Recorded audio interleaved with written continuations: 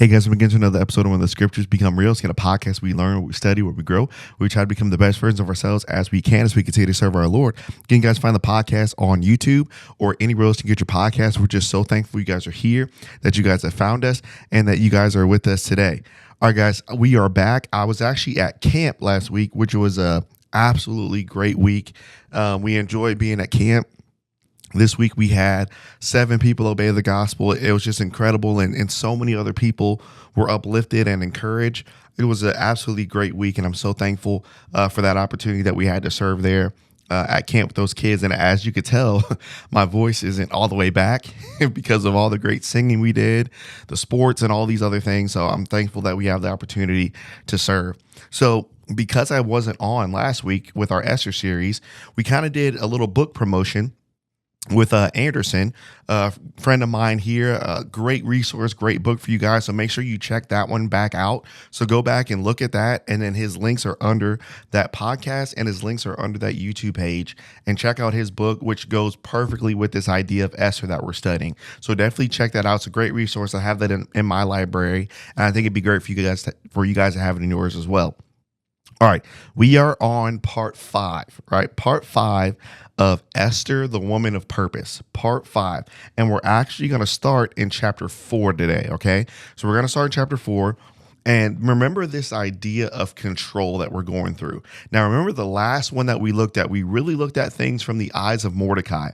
Now, what chapter 4 is going to do as we study and dive back into this together, Chapter 4 is going to give us the Mordecai's kind of point of view, but it's also going to give us Esther's point of view again. So we're going to hop back and forth from those 2 point of views. There's going to be so much that we're going to have to look at to study as we go through this, okay? So as we kind of get ready, as we're getting prepped, as you guys got your tablets out, you're in a group study, you're walking, whatever you're doing, maybe you're in the car, and we're getting ready to study this together. Here's how we kind of want to start this conversation as we go through this.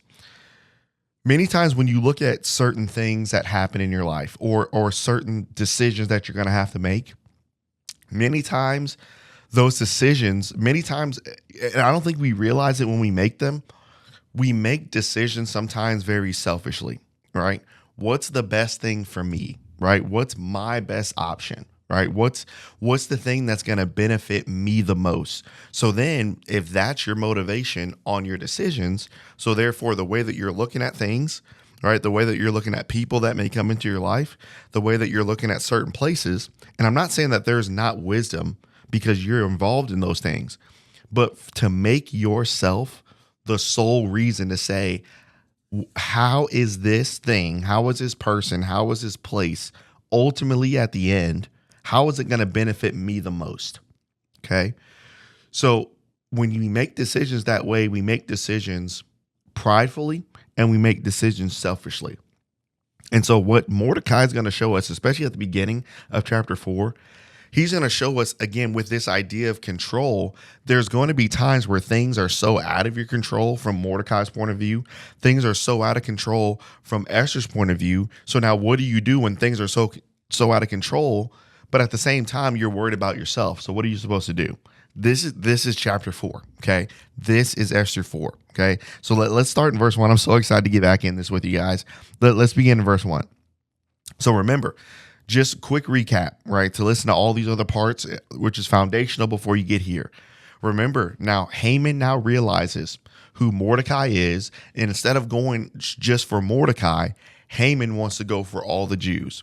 So now because of Mordecai being a good man, like we talked about in the previous podcast, because he was a good man, look at all the things that's happening around him. Then remember we looked at Moses. He was a good man, but then what did the people do? We didn't ask you to be here, right? We didn't ask you to save us. You actually made things worse by being here, right? That's what a good man does.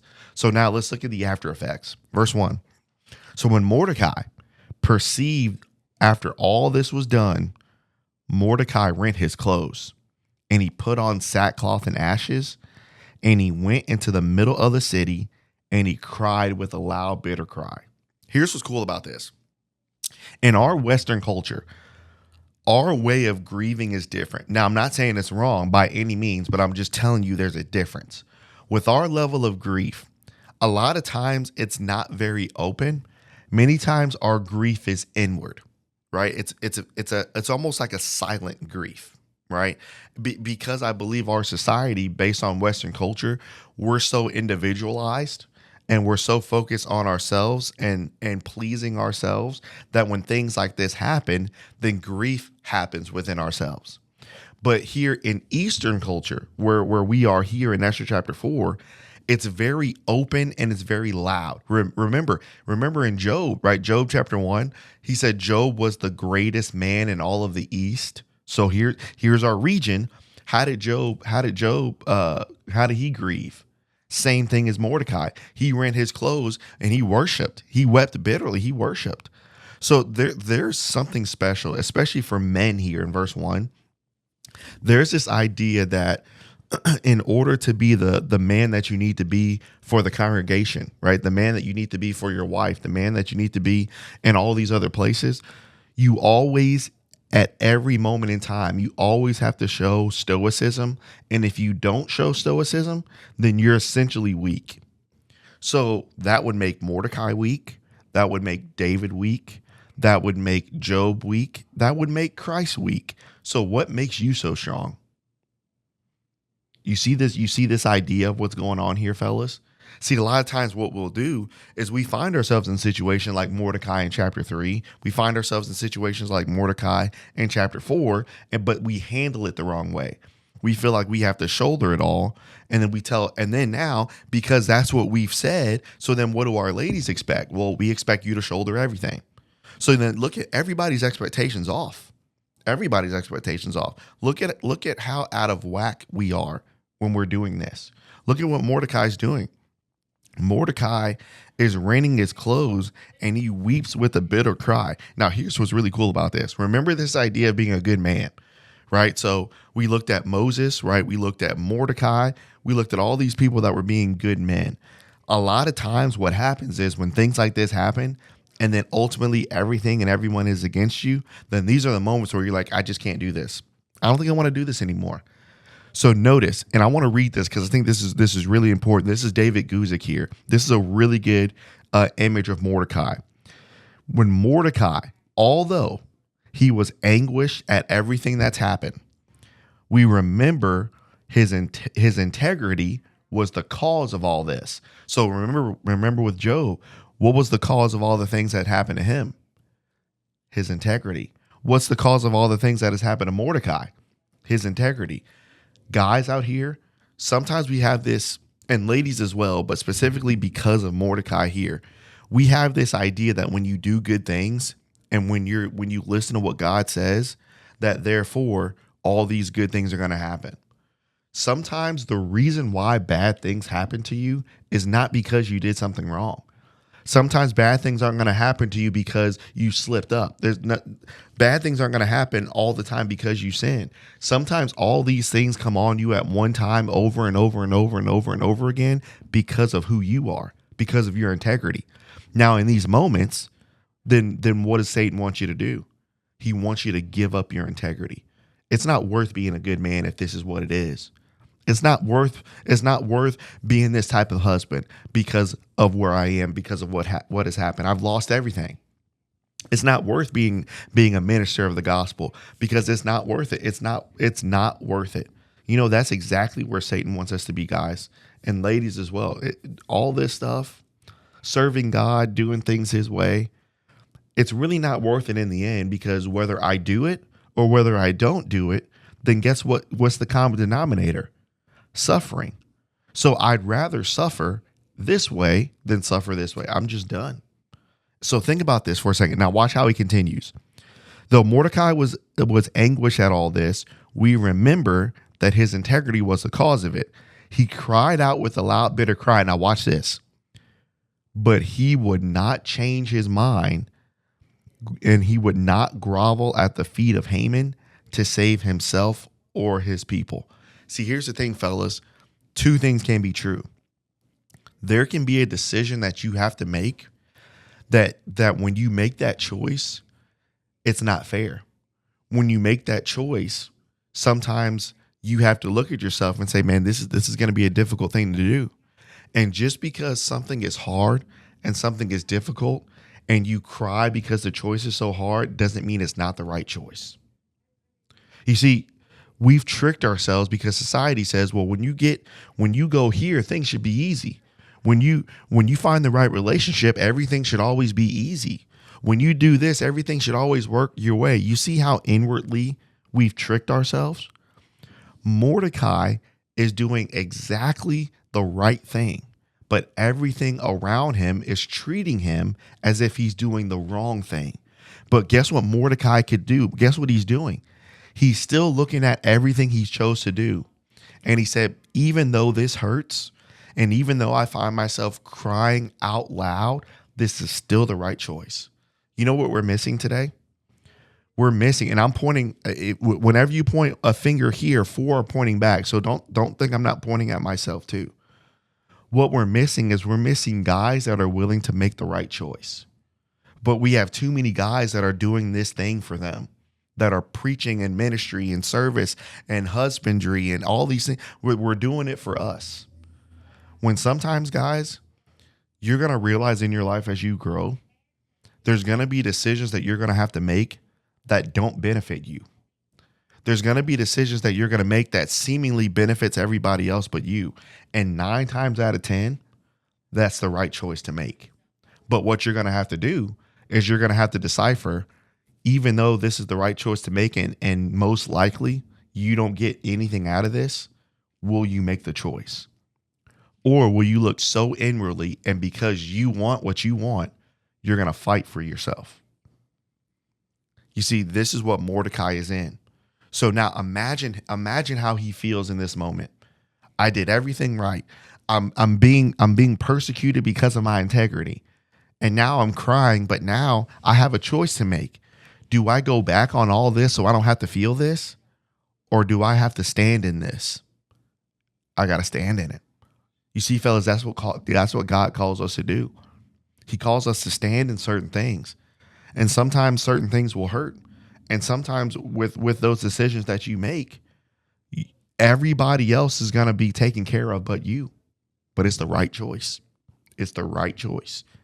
And Mordecai has to make that choice right now, right? So now let's continue. Let's continue verse 2. So he went as far as the front of the king's gate, for no one might enter the king's gate clothed with sackcloth. And in every province where the king's command and decree arrived, there was great mourning among the Jews, with fasting, weeping, and wailing, and many lay in sackcloth and ashes. So Esther's maids and eunuchs came and told her, and the queen was deeply distressed. Then she sent garments to clothe Mordecai and take his sackcloth away from him, but he would not accept them. Here's another great thing. Now Esther's getting back in this. All of 3 was pretty much all of Mordecai. Now we're going to see Esther's point of view as we study this more. Now, I want to bring this up because I think this is important. What chapter 4 is proving to us is suffering. Well, again, what has been our springboard from the prequel of this? Is God in control like we think he is? Is he in control? Because if he was in control, God wouldn't let this happen. If he was in control, he wouldn't do this. If he was in control, he wouldn't allow this to happen. Why would God do that? When we think about the idea of unity, okay? When we think about the idea of unity, for some reason, the first thought in our mind when it comes to unity is it's almost like there's no struggle. There's no pushback. There's no obstacle. Everything is always the way that we want it to be. People always react the way we want them to react. People always respond the way we want them to respond. So therefore, when all of that happens, then that's true unity. We're living in a delusion. If that's what we think unity is. We're living in a delusion. Well, Jordan, that kind of goes against Acts chapter 2, verse 47, praising God and keeping favor with all the people, right? They follow everything in the apostles' doctrine. Well, that goes against what Paul wrote, having the same mind. Well, that goes against what Jesus said in Philippians chapter 2, what Paul mentioned, having the same mind. When you talk about having the same mind, what are we having the same mind towards? We're having the same mind towards Jesus and what he did and who he is. So here's my question. If we're having the same mind, Why do we see all these issues in the book of Acts? Why do we see all these issues in Corinth? Why do we see all these issues in Ephesus? Why do we see all these issues in all the 7 churches? Why do we see those issues? Because guess what the church was working towards? They were working towards unity. And whenever you work towards something, there's obstacles on the way there. But what we've tricked ourselves into believing is that unity is a non-obstacle road. Unity is an obstacle road. And haven't you noticed from the Old Testament, because remember, what does Romans 15 say, right? Looking back to the Old Testament, looking at the things that were written aforetime for our learning. Have you noticed that most of the problems in the Old Testament was within family units? Abram's family, Isaac's family, Joseph's family. We can keep going. All the problems that's in Adam's family, problems existed within homes. But what were those homes reaching towards? They were reaching towards unity. So think about Jacob and Esau. What do we see all throughout their life? We see division, we see unity, we see envy, we see strife. But then what do they have later, though? They had unity. What do we see in Joseph's family? We see envy, we see strife, we see all those things. But then what happened in Genesis 50? We see unity. So guess what? The road to unity is not all of us at the same. Oh, you know what? You're the best. We're all human. So now with human on the road to unity, there's going to be obstacle to get there. But to say when there's obstacle to get there, oh, well, we're going down. We're going down with the ship. No, we're actually not strong enough to see where we're supposed to be going. So guess what? Guess what's happening in Esther 4? Mordecai is in sackcloth and ashes. The people are in sackcloth and ashes. Esther is completely distressed. Guess what's happening right now? In the midst of all this stuff that seemingly God, quote unquote, I'm putting up air quotes, seemingly God doesn't have control of. Guess what this suffering is bringing to these people? It's bringing unity. You know, suffering does that. Suffering brings unity. Unity doesn't always come from things always going right. Sometimes suffering has to happen for the bond of unity to be stronger. You think about the psalmist, right? It's beautiful for brethren to dwell in unity. What place and in what time of mankind have people not fought? What time and place in mankind where the church has not had problems? It will always be there, and it has always been there, and it will always be there. But despite it being there, what are we to strive for? We're to strive for unity within the suffering. We're to strive for it. It's the same concept with our individual faith. What does Peter mention? Right? Peter mentioned that the trial of your faith is more precious than gold. Well, just because your faith is tried, does it mean that you're not on the road to perfection? We don't say that for us as individuals, but for some reason we'll say that when it comes to other people in congregations. You see, we can't have it both ways. How do we want it? How do we want it? So look at what's happening here. Unity is happening, and in the moment here, they're not seeing it. And quite honestly, in the moment, I wouldn't have seen it either. I wouldn't, man, I'm suffering because of my integrity. Now Esther's seeing this. Now she's in distress. How in the world is God in control here? And how is he going to use this? This does not make sense at all. You may look at your life and you see things going on with you. You might see things that you've lost. You may have lost your job. You may have lost certain things. You may have lost people. And it just seems like no one's here. God is not seeing this. But when you think about suffering, when you think about trial, what does it do? Not only does suffering bring unity, but before we even get there with other people, suffering creates a need. It's a reminder. If I want you to imagine, what if in your entire life as a follower of God, that you never went through anything, you never lost anything, you never worked towards something and you always got it, you never not got anything you wanted, everything always worked in your favor every single time? Then what would be gone from you? And then imagine you're a part of a church like that. What would be gone from that congregation? A need for God. Why? Because nothing goes wrong. Nothing goes wrong. You know, we sing a song at camp. Beautiful, beautiful hymn. In need of grace, in need of love, in need of mercy raining down from high above. I'm in need. So think about David with his firstborn. Think about David in Psalm 51. Think about Joseph in Genesis 50. Think about even in Genesis 37. Think about what they're saying. Please don't take away your Holy Spirit from me. Restore unto me the joy of thy salvation. I need you, God. Think about David. David's skin was clinging to his bones. Think about Job as he's in sackcloth and ashes. Job is on the ground in worship. Thinking about Mordecai. Mordecai is on the ground just crying to God, God, I'm in need. And this is not a genie complex. This is not, well, when I'm in trouble, then I'll cry out to God. But then when things are well, I won't cry out to God. No, this is a God, I need you in all moments. I need you. Suffering creates a need. I need my God. And God is so understanding because what does he know according to the psalmist? He understands our frame is but dust. He knows who we are. He knows that all of us, if you're honest, we all have moments where we don't cry out to God when we need to. He knows we have moments where we only cry out to him when we're in need. He knows that, but he knows our frame. He knows that we have a need, but we got to know that. Guess what? Guess what's being created here in Esther chapter 4? A need. And then what's a kind of sub effect of that need? Unity among all of us. Why? Because all of us are in need together.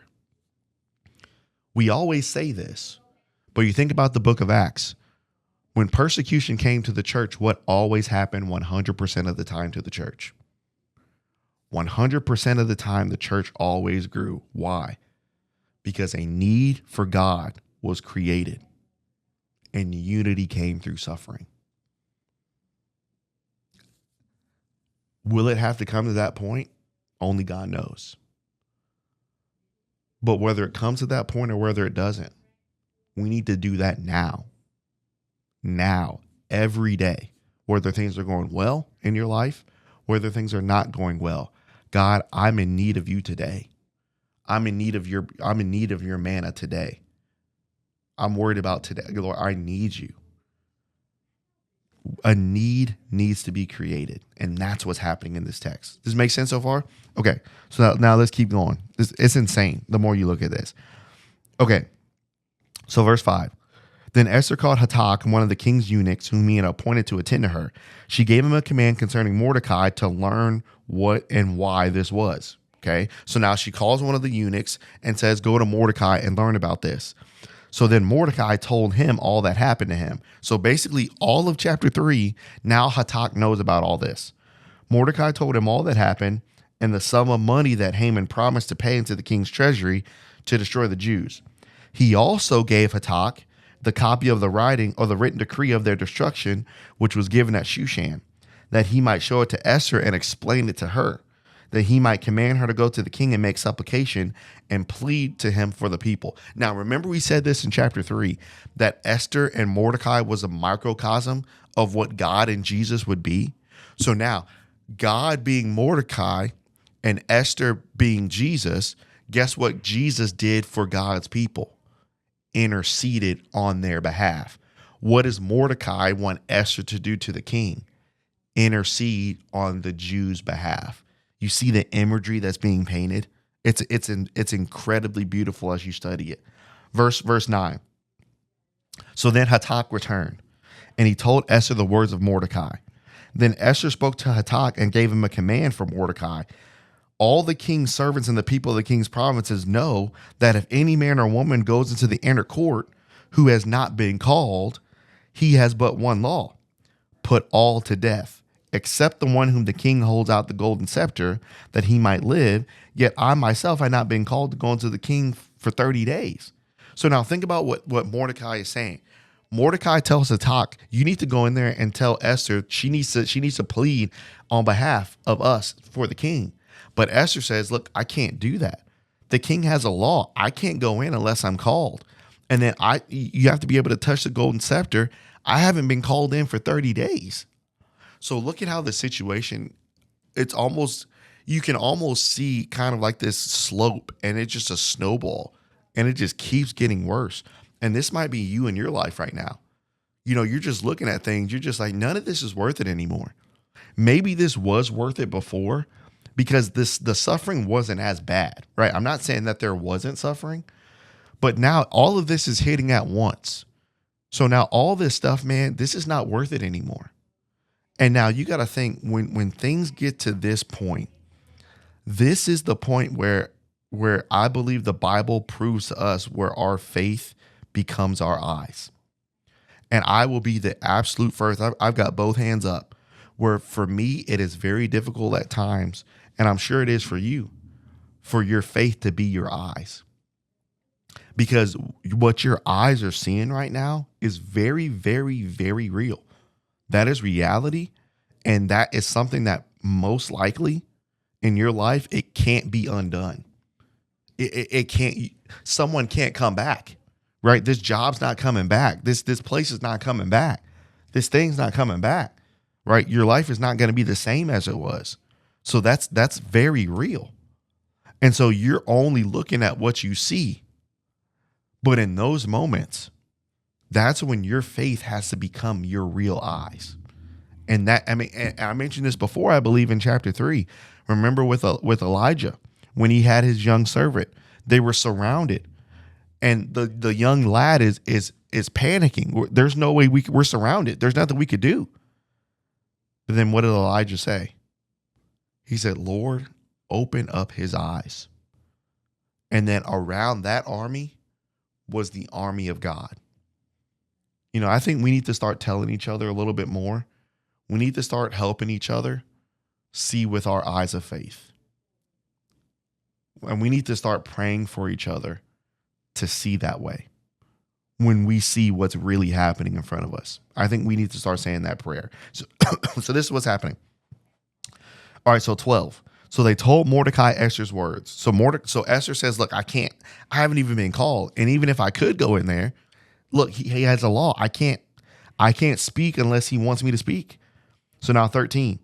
So Mordecai told them to answer Esther, do not think in your heart that you will escape in the king's palace any more than all the other Jews. For if you remain completely silent at this time, relief and deliverance will arise from the Jews from another place. But you and your father's house will perish. Yet who knows whether you have come to the kingdom for such a time as this. I think this is really important. And I think this is a huge thing that Mordecai is speaking to Esther. Now, if you're Mordecai, think about what he could have done, right? Hey, it's over. You know what? I can't do anything. The Jews can't do anything. Esther told me she can't do anything. So therefore, we tried our best. It's done. We might as well just accept our fate. Some people are currently living their life like that. You've seen enough and you have so much evidence that you're like, you know what? It's not even worth it. And I'm not saying you're a bad person. I'm not saying you're doing bad things, but you're living such an apathetic lifestyle that you're just like, you know what? It's over. So there's no use in trying to talk about faith and read about faith. And again, it's not like I disagree with those things, but I'm just not going to believe it as I should and walk by faith because I've seen enough. So there's some people literally living there's some followers of Christ literally living like that right now. They're not living bad, riotous lives, but they're not disagreeing with the idea of faith. They're not disagreeing with the idea of belief. They're not disagreeing with that. They're just not going to do it. Why? Because it doesn't work for me. It'll work for someone else. I've got proof. It will 100% always work for someone else. It's not going to work for me. That's how we're living our Christian lives at times. And guys, if that is you and I, look, as your friend who loves you, we got to wake up. We got to wake up and really see the Lord is in control here. Even though with our eyes, no, he's not. No, he's not. And if he was, and he doesn't care like he says he does, no, he's not. That's not our God. And I know how easy it is to feel that way. I know how easy it is to look at things around you and not see anything lining up in the future and anything happening. Like it's like you look at it like it's a wrap. That's not our God. And maybe God's not moving because he has people that are apathetic. We don't want to be like that. I'm not saying we won't have our moments, but we need to encourage each other, man. Let's use our eyes of faith, man. Let's use our eyes of faith. So now, what Mordecai is telling Esther, here's a really cool take on this from 13. It's very important with Esther. It's a great answer and it's a great response to what Mordecai is saying. But think about what he's saying. He's not giving Esther an ultimatum here. Well, Esther, if you don't do nothing, then nothing's going to happen. So basically, we're going to put all this burden on you. We can read it like that on the surface, but that's not what Mordecai is saying. Mordecai is giving her a reality. Look, whether you do something, whether you don't do something, look, you're not going to escape this because you are a Jew. But notice he's trying to build her up. So think about Mordecai. Mordecai could have internalized all this because a lot of stuff went down on his part. But Mordecai is taking the time to build Esther up. You see, a lot of times we only think we can build other people up when we're built up. Well, once I get to the top of the mountain, then I can start building other people that are quote unquote at the bottom. No, on the ascent and on the fall, I'm still building other people up. But for some reason, we feel like we can't say anything until we've arrived. That's the thinking that we've put in our minds. So are things working out for Mordecai right now? Absolutely not. But guess what Mordecai is doing? Mordecai is speaking faith into Esther. A lot of times, and the reason why we truly don't speak faith into one another is because we both wait until we're at the mountaintop. Then we feel quote unquote qualified to now speak what God said. No, we're climbing and both of us, things aren't going well, but God is going to help us. God's going to help us. We have no evidence of that. There seems to be no proof of that. There seems to be no future for that. But I know my God. He's going to help you. He will move. That's how we need to start talking to each other. Why don't we do that? You know, I think that's a question that we really need to ask. Like, why don't we do that anymore?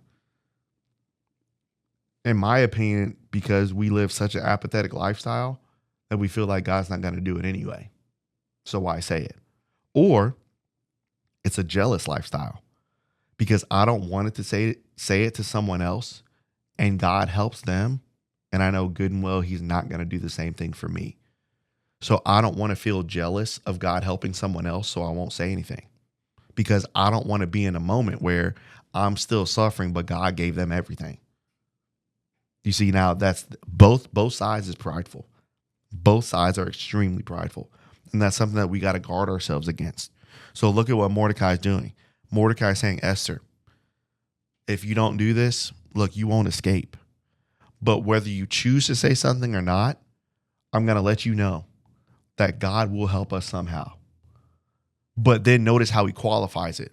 But whether you say something or not, maybe it is you. Maybe it is you. Maybe you're the one that is here for a time as this. But whether it's you or whether it's not you, God's going to work. You know, and I think that's another aspect of encouragement too, is letting people know that the final decision for things is not on you. Whether you make the right choice or not, God can work. God's going to work in this. So we have to let people know that it's not you and your power, it's God. And that's what Mordecai is saying. So now, notice Esther's wisdom here. Verse 15. Then Esther told them to reply to Mordecai, go and gather all the Jews who are present in Shushan. Now, what's the mindset of the Jews right now? All suffering. That's the mindset. Go gather them, and notice what she says. And fast for me. Notice, when she had such an impossible decision to make, she just didn't make a rash decision so she could please Mordecai.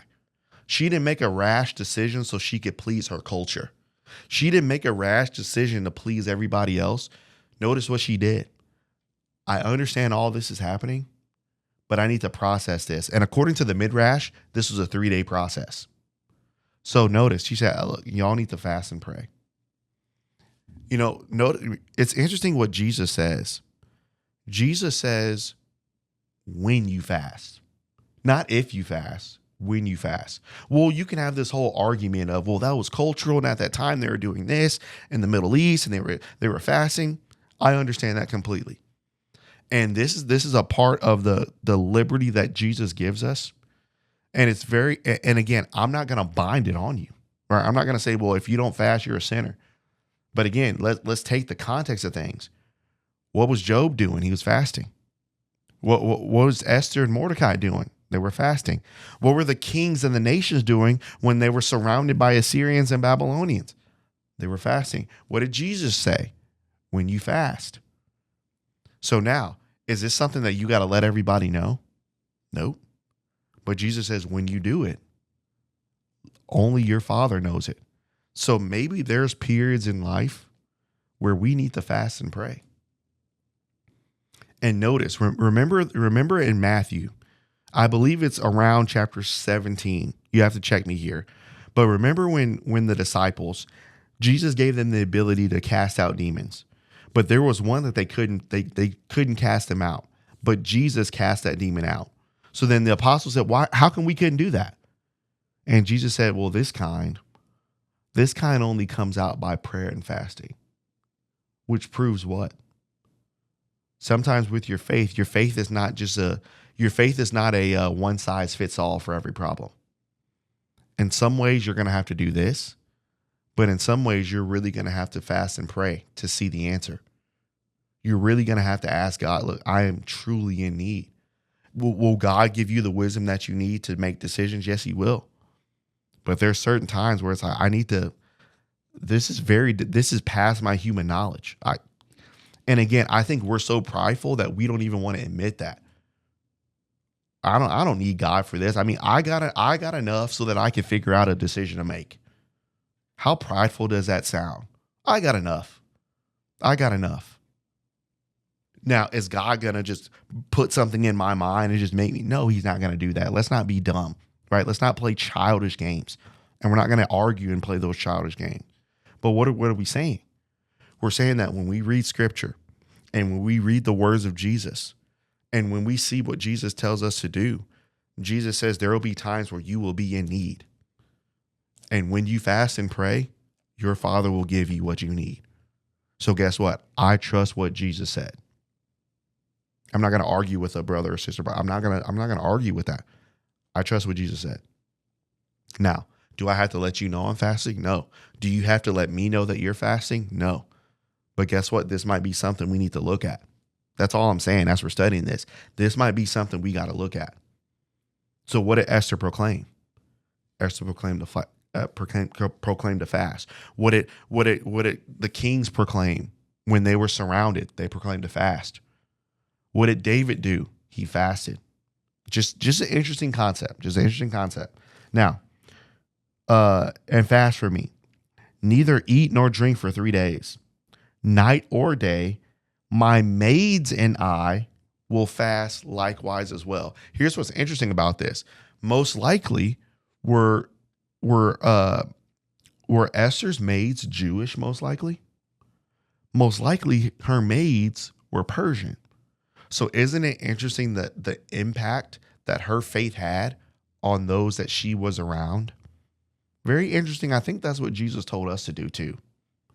But then watch this. This is huge in verse 17. So Mordecai disagreed with Esther. Is that what your Bible says? You see, we can look at this and notice a lot of times we can look, well, Mordecai, what do you mean Mordecai listened to Esther? That's what the text says. And I love how the Bible puts that in there in verse 17. Mordecai went his way, and Mordecai did according to everything Esther said. I want to mention this as we close. There's this idea, right, that when you bring up the word submission, I guarantee the first thought that came to your mind when I said that is male domination in some way. I guarantee that was the first thought that came to your mind, because that's what we're always taught. Remember when Peter mentioned that we are to submit one to another? When Esther was in Mordecai's home, what did Esther do to Mordecai? She submitted to his authority. When Esther is here, not because of her authority, but because of the respect that she has for Mordecai, when Mordecai hears what Esther has to say, what does Mordecai do? Mordecai is not a stubborn man that says, well, because I didn't make the choice, or because I didn't come up with that idea, or because it wasn't my idea, I'm not going to submit to that. What did Mordecai do? Mordecai listened. Did you know that submission, and I hate this, that this is the thought, the submission is not a misogynistic male idea. Men are submissive too. Be submissive one to another. Did you know that Jesus, a male, was submissive to his father? The same way that Ephesians 5, that wives, be submissive to your husbands. Guess who showed how to be submissive? A man. Males, men, we are to be in submission. To who? To our Father. We're to be submissive to him.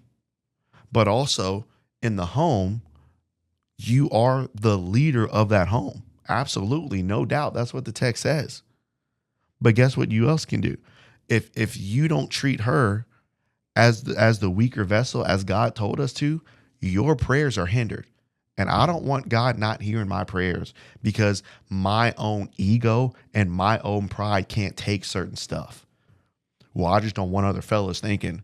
I don't want other husbands thinking. I don't want other elders thinking. I don't want other preachers thinking I can't. Forget what they think. Respectfully. I don't want my prayers hindered because I have this prideful, ego, stupid mindset. I don't want my prayers hindered because of that. Because of this idea. I need to be the right type of leader. What does the right type of leader do? The right type of leader makes those decisions. Right type of leader listens too. So now what did Mordecai do? Mordecai could have took over. You know what? You know what you're talking about, Esther. I raised you. You're dumb. You're just a woman. You don't know what you're talking about. I'll just take over from here. He could have done that. But guess what Mordecai did? Everything Esther said, Esther, you're right. That is what we will do. That is beautiful. That is a beautiful relationship. And guess what? Because we're talking about God and Jesus, it's a beautiful submissive relationship between the Father and the Son too. Do you see why Hebrews chapter 12, looking unto Jesus? Not just because he's the author and finisher of our faith, but Jesus for men, he showed us how to be submissive. Jesus for women taught them how to be submissive too. And then Peter puts a beautiful bow on it, and everyone be submissive one to another, just like Jesus is. So what does it say about you as a man? And what does it say about you as a woman when you don't want to do that? I'll let you come to that conclusion. Do you see why this is a great chapter? It's a beautiful chapter. And notice what is happening through all this. From the surface with our physical eyes, straight up chaos is happening. But what is God seeing? God is seeing an entirely different picture, and God is using suffering to bring his people together. Esther chapter 4. This is such a great study. It's so great. I love looking at this. I mean, this is a great book. This is incredible. So next week, Lord willing, we may try to do, because 5 is so short, we may try to combine a little bit of 5 and 6, and maybe a little bit of the ideas of 7, because there's 10 chapters, so we're almost here at the end. But we may combine 5 and 6 together as we kind of close this out. But again, man, we love you guys. We appreciate you guys. Thank you guys for your comments. And again, you won't be the first to reach out. So reach out to us. Let's talk. Let's study together. And this is a communal study. So again, we're looking at things together. We're trying to look at things honestly, and we're trying to challenge ourselves as we grow and as we learn more about our Lord. So we love you guys. We appreciate you guys. And Lord willing, we'll be back with another podcast on Monday. Thanks, guys.